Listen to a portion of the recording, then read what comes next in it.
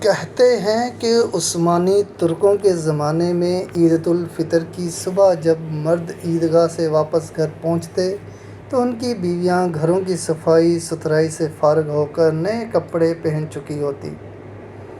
شوہر کے گھر داخل ہونے پر ان کے آگے قہوہ پیش کر دیا جاتا۔ انہیں پینے کے بعد وہ خالی پیالیاں لٹانے کے بجائے ان میں سونے کی انگوٹھی رکھ کر بیگم کو بطور تحفہ پیش کرتے۔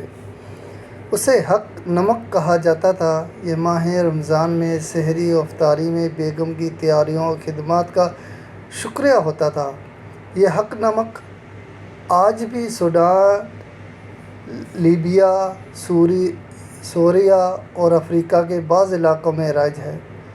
پاکستانی شوہر یہ ویڈیو دیکھ کر اپنی بیگم سے دور رہیں ورنہ نتیجے کے ذمہ دار آپ خود ہوں گے، اور الزام مجھے نہ دینا۔ جزاک اللہ خیر۔ خوش رہیں اور خوشیاں بانٹتے رہیں۔